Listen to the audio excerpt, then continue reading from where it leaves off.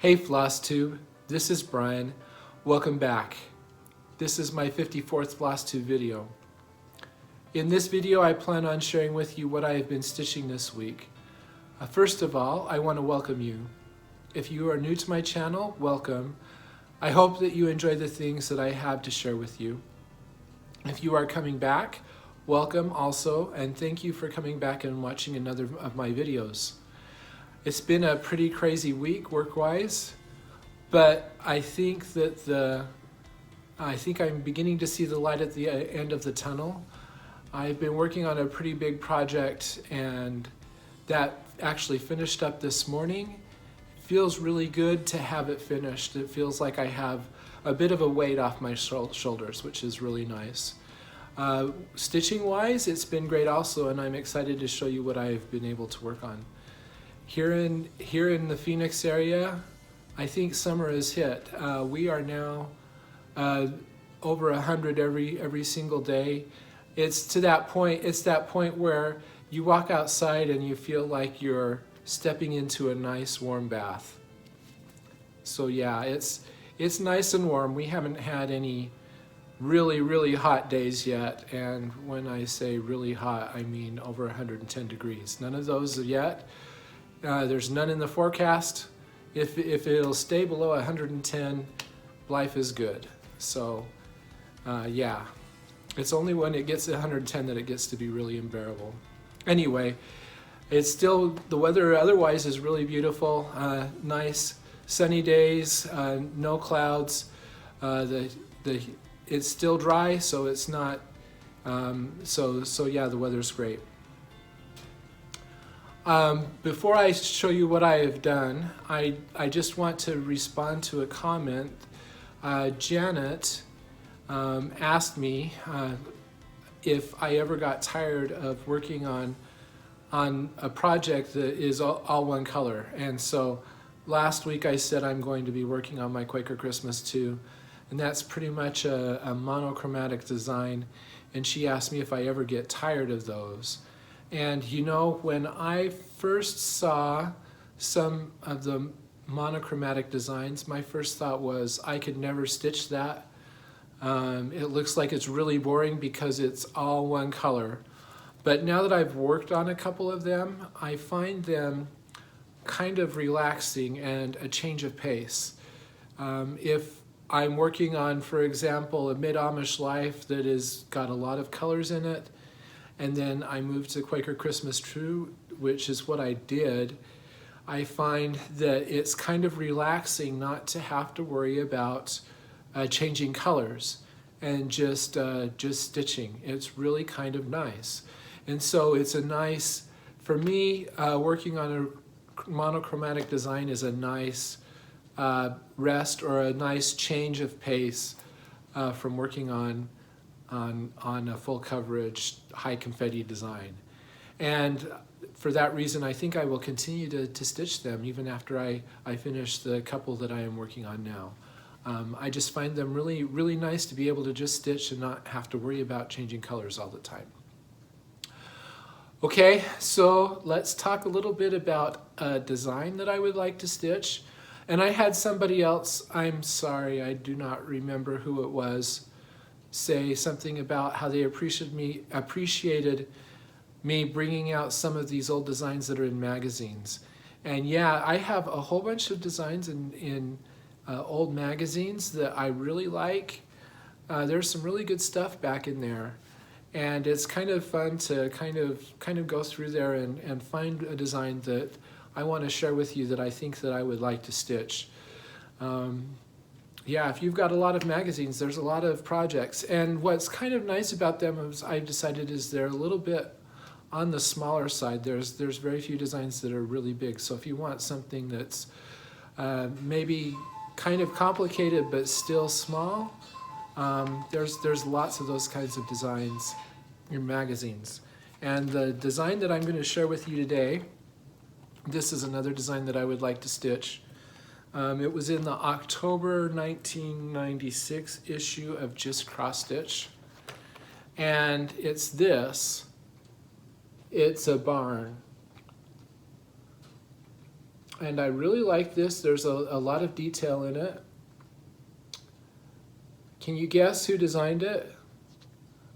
I mean, I can spot this style a mile away.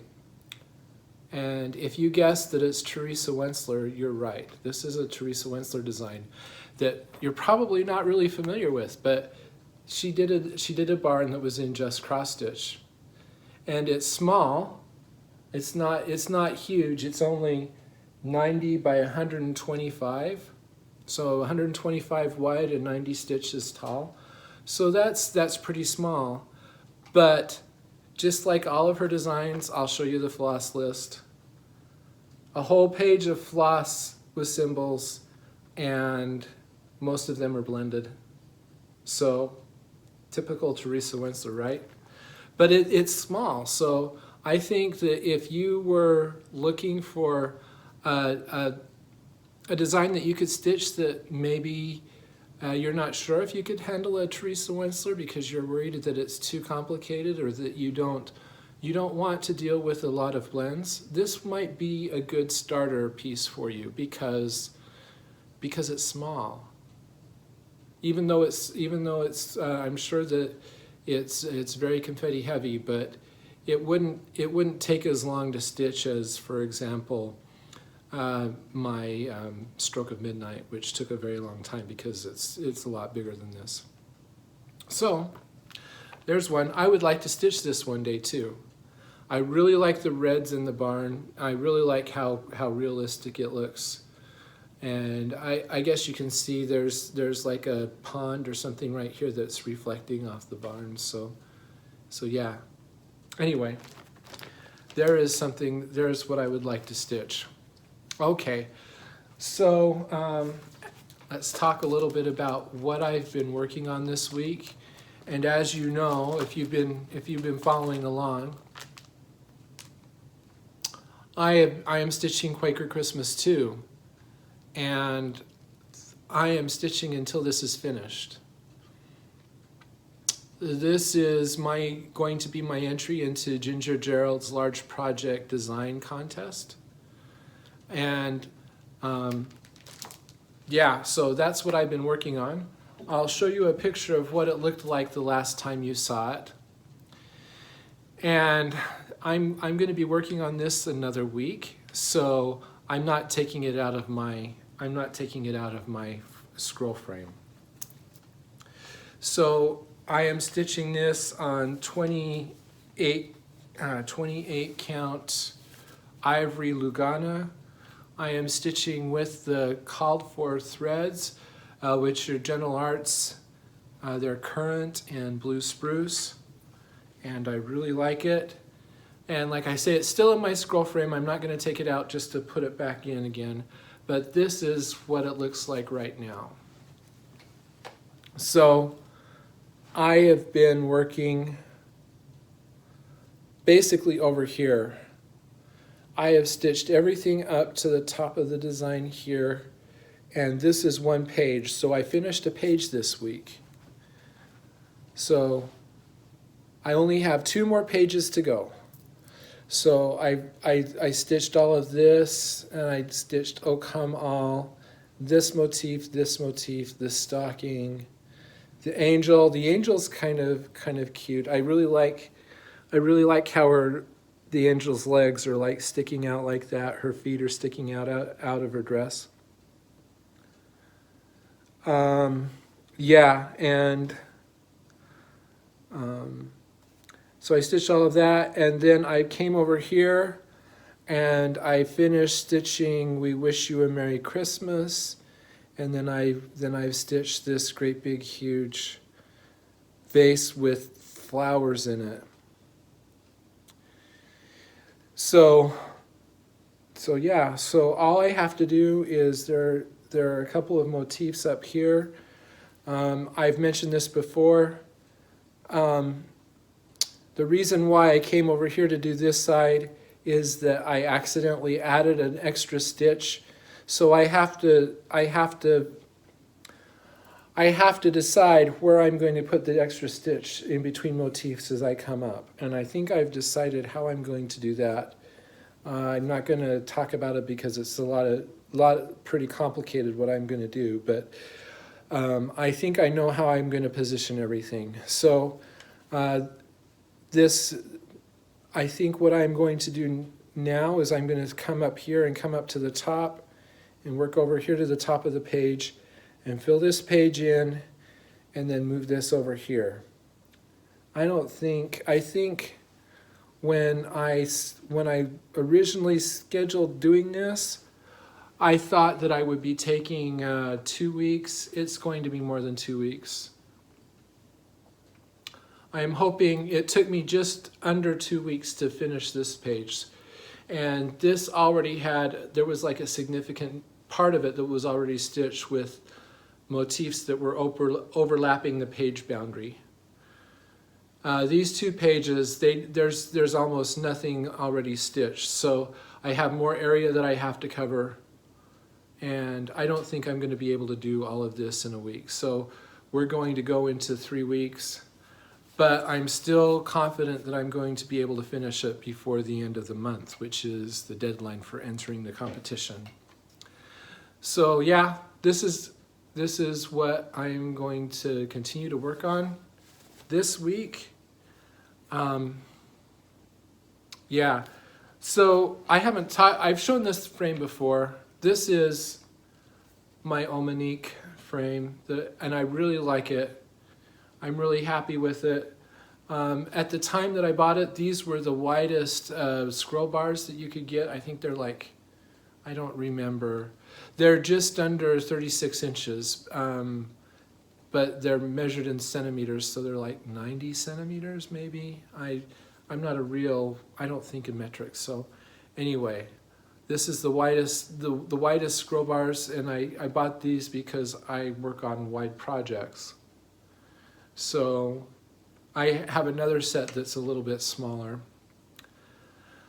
And just a couple of things you'll notice right now, it's really loose. I don't like to hold my fabric taut when I'm not working on my piece. Part of that is I saw somebody who had one of these. Somebody posted on Instagram about a year or 2 ago, showing one of these screws breaking. And so I don't like to keep the screws under tension. And I also always make sure that I have these holes on the ends of the scroll bars lined up so that you have straight tension across here. Just to make sure that I don't put any forces on this plastic that could eventually make it fail. So, but yes, I love these. I get really good tension with them, which is what I like. And I've gotten to the point that I don't think I would want to work with any other frame. I really like them that much. So, yeah.